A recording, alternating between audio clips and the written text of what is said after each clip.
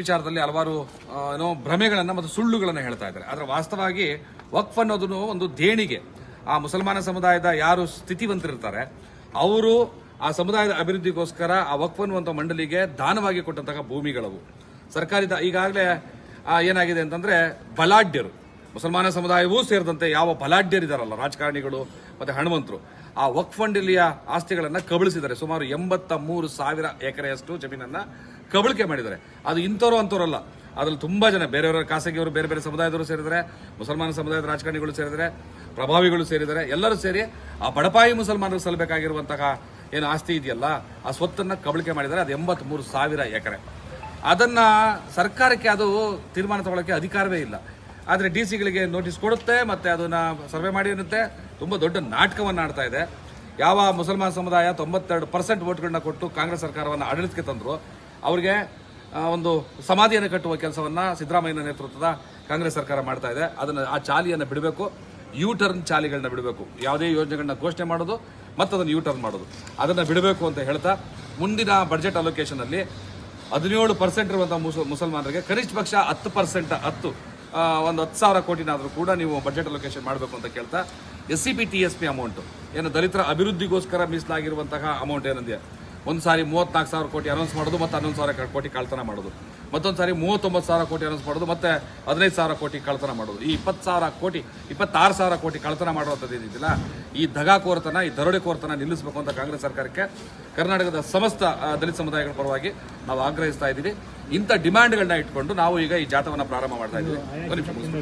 ಇಂಥ ಡಿಮ್ಯಾಂಡ್ಗಳನ್ನ ಇಟ್ಕೊಂಡು ನಾವು ಇಲ್ಲಿಂದ ಏನು ಕಾಲ್ನಡಿಗೆ ಪ್ಲಸ್ ವಾಹನ, ಅಂದ್ರೆ ನಗರ ಪ್ರದೇಶಗಳಲ್ಲಿ, ಪಟ್ಟಣ ಪ್ರದೇಶಗಳಲ್ಲಿ ಕಾಲ್ನಡಿಗೆ ಮೂಲಕ ಅವೇರ್ನೆಸ್ ಮೂಡ್ತಾ ಹೈವೇಗಳಲ್ಲಿ ನಾವು ವಾಹನಗಳಲ್ಲಿ ಸಂಚಾರ ಮಾಡುವಂಥದ್ದು.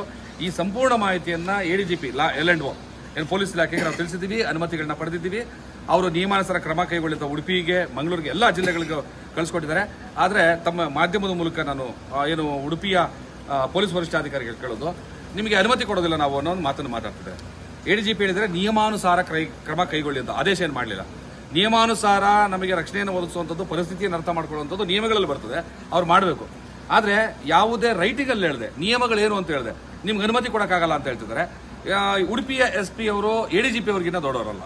ಉಡುಪಿಯ SP ಈ ರಾಜ್ಯದ ಗೃಹ ಮಂತ್ರಿ ಮತ್ತೆ ಏನು ಹೋಮ್ ಸೆಕ್ರೆಟರಿ ಇದ್ದಾರಲ್ಲ, ಅವ್ರಿಗಿನ್ನ ದೊಡ್ಡವರಲ್ಲ. ಅವ್ರು ಅರ್ಥ ಮಾಡ್ಕೋಬೇಕು. ಮತ್ತೆ ಕಾನೂನಿಗಿನ್ನ ಯಾರು ದೊಡ್ಡವರಲ್ಲ, ನಾವು ಕೂಡ ದೊಡ್ಡವರಲ್ಲ. ಕಾನೂನು ಏನು ಹೇಳುತ್ತೆ ಅಷ್ಟನ್ನು ಮಾತ್ರ ಮಾಡಿ ಅಂತಾನೆ ನಾವು ತಮ್ಮೆಲ್ಲರ ಪರವಾಗಿ ತಮ್ಮ ಮುಂದೆ ನಿಮ್ಮ ಮೂಲಕ ನಾವು SP ಅವರಿಗೆ ನನ್ನ ಗಮನಕ್ಕೆ ತರಕ್ಕೆ ಇಷ್ಟಪಡ್ತಾ ಇದ್ದೀನಿ. ಸೊ ಮಾಧ್ಯಮದವರು ಕೂಡ ನೀವು ನಿಮ್ಮ ಜವಾಬ್ದಾರಿ ದೊಡ್ಡದು ನಮ್ಮ ಗೆಲುವಿಗೆ. ಇಡೀ ರಾಜ್ಯದಾದ್ಯಂತ ನಾವು ಏನು ಕಾರ್ಯಕ್ರಮಗಳನ್ನ ಮಾಡ್ತೀವಿ ಅಲ್ಲೆಲ್ಲೂ ಕೂಡ ತಾವೆಲ್ಲರೂ ಕೂಡ ಸಹಕರಿಸಬೇಕು ಅಂತ ನಿಮ್ಮಲ್ಲಿ ನಾನು ವಿನಂತಿ ಮಾಡ್ತೀನಿ. ಇಲ್ಲ, ಉಡುಪಿಯಿಂದ ಪ್ರಾರಂಭ ಮಾಡ್ತೀವಿ. ಕಳೆದ ಸಾರಿ ನಾವು ಬೆಂಗಳೂರಿಂದ ಪ್ರಾರಂಭ ಮಾಡಿದ್ವಿ. ಈ ಸಾರಿ ಉಡುಪಿಯಿಂದ ಪ್ರಾರಂಭ ಮಾಡಿ 11 ಜಿಲ್ಲೆಗಳನ್ನ ಪಾಸ್ ಮಾಡಿ ನಾವು ಬೆಳಗಾವಿಗೆ ತಲುಪ್ತೀವಿ.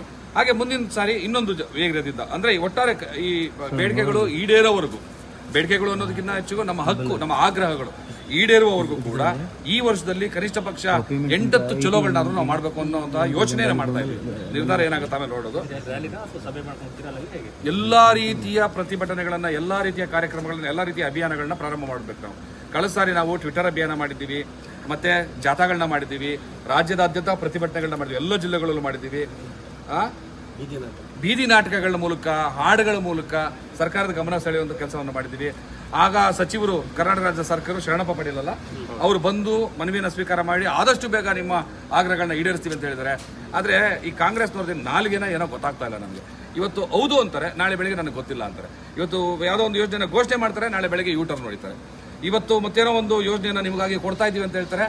ಆ ಯೋಜನೆಯನ್ನು ಅನೌನ್ಸ್ ಮಾಡಿದ ಕೂಡಲೇ ಬೇರೆ ಸಮಾಜದವರು ಏನು ದಲಿತರಿಗೆ, ಮುಸಲ್ಮಾನರಿಗೆ ಇಷ್ಟೊಂದು ಕೊಡ್ತಾ ಇದ್ದಾರೆ ಅಂತ ಹೊಟ್ಟೆವರಿಂದ ನೋಡುವಂಥ ಪರಿಸ್ಥಿತಿಯನ್ನ ಕಾಂಗ್ರೆಸ್ ಅವರು ಹುಟ್ಟಾಕ್ತಾರೆ.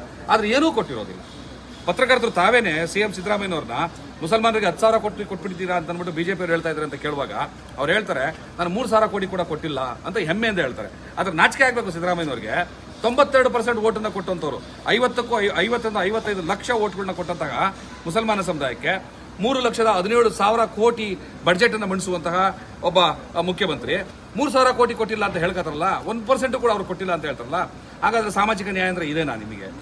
ಜಾತಿ ಜನಸಂಖ್ಯೆಗೆ ಅನುಸಾರವಾಗಿ ಅಧಿಕಾರವನ್ನ, ಹಕ್ಕನ್ನು ಕೊಡಬೇಕು ಅಂತ ಪ್ರತಿಪಾದಿಸೋ ನೀವು ಸಮಾನತಾವಾದಿಗಳು, ಡೋಂಗಿ ಸಮಾನತಾವಾದಿಗಳು ನೀವು ಸಿದ್ದರಾಮಯ್ಯನವರು ಅಂತ ಹೇಳ್ಬೇಕಾಗ್ತದೆ. ನಾವು ಜಾತಿ ಜನಸಂಖ್ಯೆಗೆ ಈಗ ದಲಿತರಿಗೆ 39,000 ಕೋಟಿ ಅನೌನ್ಸ್ ಮಾಡಿದ್ದಾರೆ, 23% ನಮ್ದು. ಮುಸಲ್ಮಾನರಿಗೂ ನಮ್ಗೆ ಇರುವಂತಹ ಡಿಫರೆನ್ಸ್ ಎಷ್ಟು? 6% ಪಾಪ್ಯುಲೇಷನ್. 39% ನೀವು ದಲಿತರು ಕೊಡ್ಬೋದಾದ್ರೆ 17% ಇರುವಂತಹ ಮುಸಲ್ಮಾನರಿಗೆ 10,000 ಕೋಟಿನೂ ಕೊಡಕ್ಕಾಗಲ್ಲ ಅಂತಂದ್ರೆ ನಿಮ್ದಂತ ಸಾಮಾಜಿಕ ನ್ಯಾಯ ಅಂತ ನಾವು ಈ ನಿಮ್ಮ ಮೂಲಕ ಪ್ರಶ್ನೆ ಮಾಡ್ತಾ ಇದ್ದೀವಿ.